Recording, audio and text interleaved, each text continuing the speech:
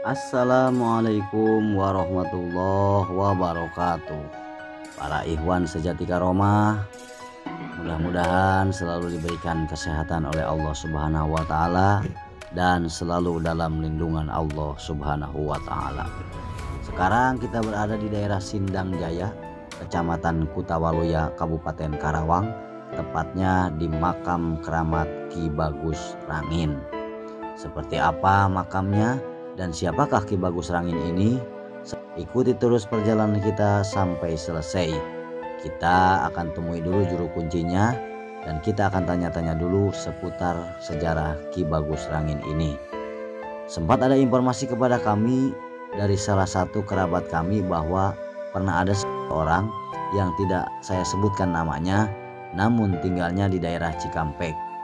Ceritanya beliau lagi dikejar-kejar hutang yang lumayan besar hutangnya, yaitu mencapai 150 juta. Di saat beliau pikirannya kacau dan hampir-hampir down, lalu beliau berziarah ke makam keramat Ki Bagus Rangin ini dengan tujuan untuk menenangkan pikiran atau bahasa Sundanya nitirah. Dengan meninggalkan anak istrinya untuk sementara waktu, dengan hati yang gundah gulana karena dikejar-kejar hutang, beliau coba berzikir dan bermunajat kepada Allah Subhanahu wa taala sampai tidur di makam ini selama 3 hari 3 malam. Setelah pikiran beliau kembali tenang, lalu beliau pun pulang ke rumah menemui anak istrinya.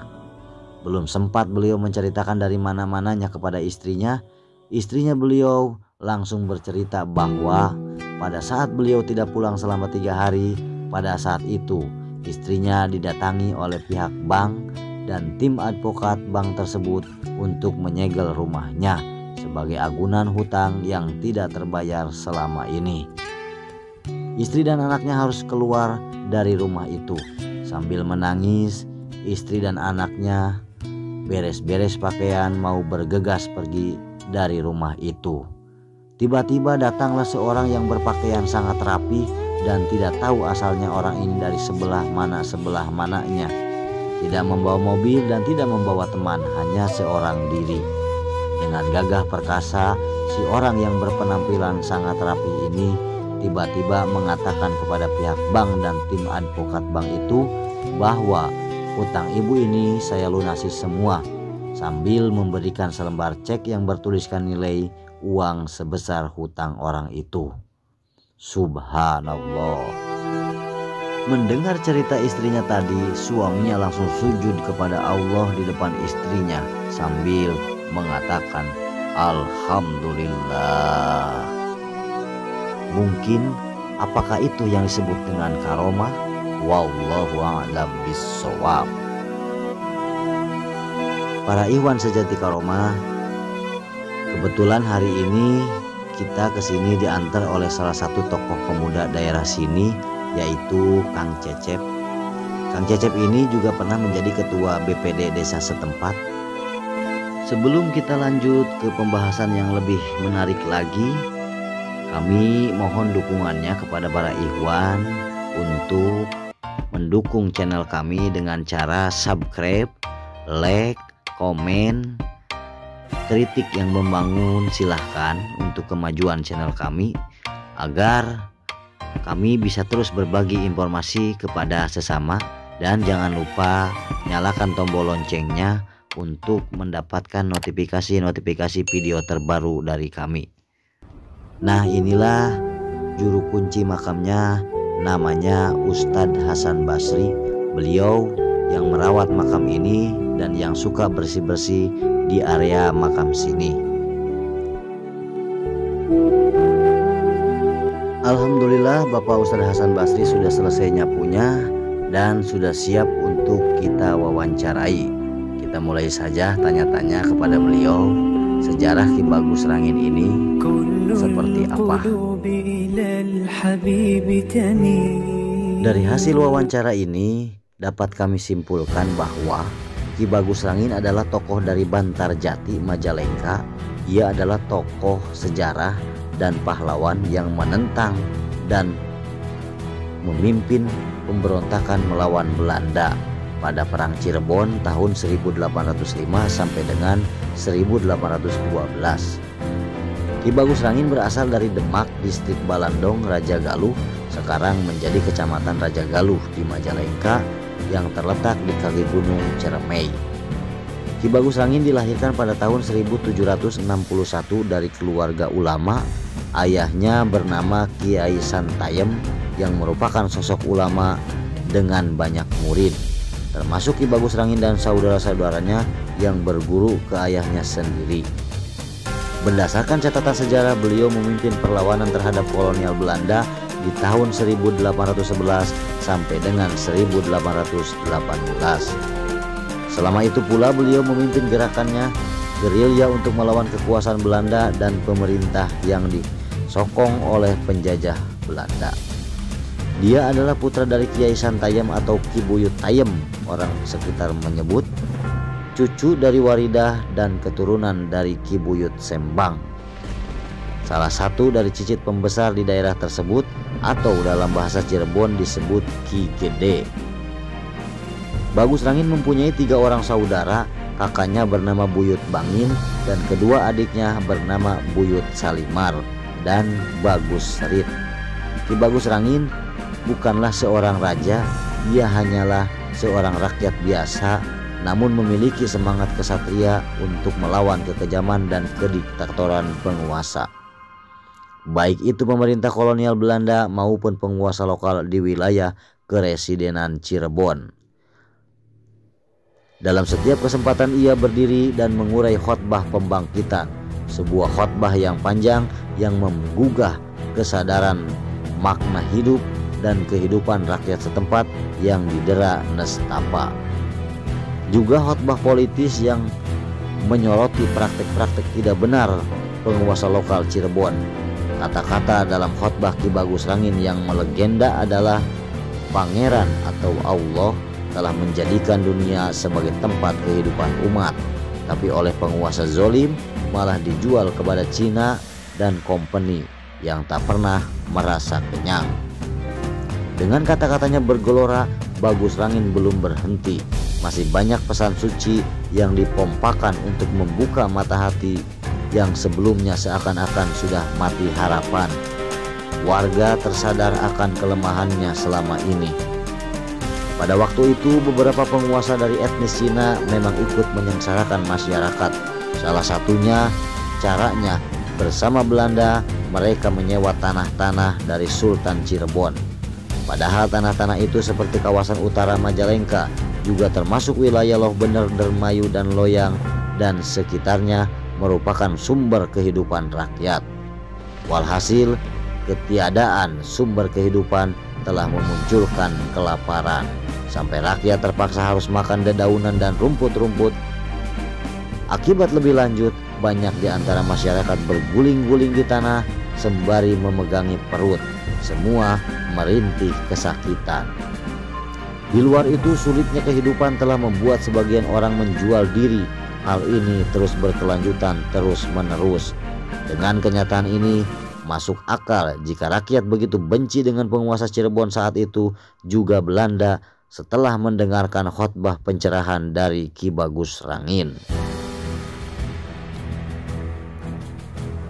Kisah perjuangan Ki Bagus Rangin nyaris tenggelam dengan masyarakat Indonesia lebih mengenal perang Diponegoro. Di Cirebon ada perang melawan penjajah Belanda yang telah berlangsung sebelum perang Diponegoro. Perang itu dikenal masyarakat setempat dengan nama Perang Kedong-dong. Perang tersebut berlangsung pada tahun 1802 sampai dengan 1818 dengan tokoh pejuangnya yang bernama Ki Bagus Rangin. Sultan Sepuh ke-24 Raden Arif Natadiningrat mengatakan bahwa perang itu merupakan pemberontakan besar pertama di Pulau Jawa dalam melawan penjajah Belanda sebelum perang Diponegoro. Perlawanan yang dilancarkan Ki Bagus Rangin sempat membuat pasukan kompeni kewalahan, apalagi perjuangan Ki Bagus Rangin mendapat dukungan dari masyarakat luas. Setelah rakyat Keresidenan Cirebon terbangun kesadarannya sehingga mereka bergerak bersama Ki Bagus Rangin. Pertempuran yang terjadi antara pasukan Bagus Rangin dan pasukan kolonial Belanda pertama kalinya berlangsung pada tanggal 25 Februari 1806. Hal ini sesuai dengan resolusi pemerintah kolonial di Hindia Belanda yang menyebutkan ada kerusuhan sosial di daerah Cirebon pada tanggal tersebut. Daerah-daerah yang membantu Bagus Rangin adalah berasal dari daerah Jati Tujuh, Raja Galuh, Bengawan Wetan, Bantarjati, Cikao, Kandang Haur, Kuningan, Linggarjati, Lur Agung, Sumedang, Subang, dan Karawang. Gubernur Jenderal Hindia Belanda Ail Weiss menugaskan kepada Nicholas Engelhard untuk meminta bantuan agar para bupati mengirimkan pasukannya untuk melawan Bagus Rangin. Akan tetapi tidak semua bupati menaati pemerintah Gubernur Jenderal Hindia Belanda tersebut. Akibat membangkang pada pemerintah kolonial Hindia Belanda, Sultan Kanoman Cirebon, Pangeran Surawijaya dibuang oleh Belanda ke Ambon dan dipecat dari jabatan Sultan pada tanggal 2 Maret 1810 oleh Gubernur Jenderal Dean Deelles. Perang yang terjadi di Bantarjati dari tanggal 16 sampai tanggal 29 Februari 1812 adalah perang yang terakhir dan berakhir dengan kekalahan Ki Bagus Rangin. Akhirnya pada tanggal 27 Juni 1812 Bagus Rangin dapat tertangkap oleh pasukan Belanda di daerah Panongan, Jati Tujuh. Pada tanggal 12 Juli 1812 Bagus Rangin dijatuhi hukuman mati dengan cara dipenggal kepalanya di daerah Karang Sambung, tepian Sungai Cimanuk. Bagus Rangin pada akhirnya gugur, tetapi semangat pembelaan terhadap rakyat yang ditindas patut dihargai dan diteruskan perjuangannya. Akhirnya 133 tahun setelah gugurnya itu, cita-cita terbesar Bagus Rangin dapat terwujud, apalagi kalau bukan kemerdekaan. Kemerdekaan yang dicita-citakan oleh masyarakat adalah bukan tujuan dan bukan pula sekedar penggantian penguasa untuk kemudian ganti berkuasa dan menindas. Tetapi kemerdekaan adalah salah satu cara untuk mewujudkan masyarakat yang adil dan sejahtera. Pada tahun 1805 pertempuran pecah di daerah Pangumbahan, juga terjadi pertempuran di daerah Kressi dan Cirebon dan pantai utara Jawa. Tahun 1818 terjadi perang Kedongdong, dipimpin Pangeran Matang Aji, dibantu Laskar Santri. Peperangan ini dimenangkan oleh pasukan Cirebon karena pasukan Kesultanan yang semula bergabung dengan VOC membelot dan ikut menggempur pasukan VOC bersama Laskar Kelebet Waring. Salah satu petilasan Ki Bagus Rangin terdapat di Kampung Babakan Ama, Desa Sindang Mulia, Kecamatan Kutawaluya, Kabupaten Karawang. Ki Bagus Rangin ini adalah salah seorang yang mengamankan kota Karawang dari penjajahan Belanda pada masa itu. Petilasan Ki Bagus Rangin tidak hanya di Karawang, tapi juga banyak di daerah-daerah lain. Hanya saja untuk makamnya sampai sekarang belum ada yang tahu pasti keberadaannya. Hanya saja banyak patilasan-patilasannya termasuk yang kita kunjungi sekarang ini. Walaupun jejak makamnya menghilang, bukan berarti keharuman nama beliau sebagai pejuang tak layak dijadikan pahlawan nasional. Saat ini muncul wacana bahwa beliau akan diusulkan menjadi pahlawan nasional seperti Pangeran Diponegoro dan berbagai pahlawan lainnya. Sosok beliau belum banyak yang mengenalnya, namun jasa dalam melawan penjajah sangat besar. Dari hasil penelitian sejarah yang dilakukan Guru Besar Ilmu Sejarah Fakultas Ilmu Budaya Unpad Bandung memperkuat alasan bahwa Bagus Rangin sangat layak diberi kehormatan oleh pemerintah. Tahun 2015, Bupati Cirebon memberikan penghargaan kepada Wali Kota Bandung karena menjadi satu-satunya kota yang menggunakan nama Ki Bagus Rangin sebagai salah satu nama jalan di kota Bandung. Demikianlah beberapa ulasan tentang Ki Bagus Rangin. Semoga menginspirasi dan menambah pengetahuan para ikhwan semua seputar perjuangan rakyat zaman dahulu melawan penjajah. Alhamdulillah perjalanan kali ini sudah selesai berziarah ke makam Ki Bagus Langit. Mudah-mudahan kita semua mendapatkan hikmahnya dan barokahnya, termasuk yang menonton juga mendapatkan sebuah pembelajaran. Wabillahi taufiq wal hidayah. Wassalamualaikum warahmatullahi wabarakatuh.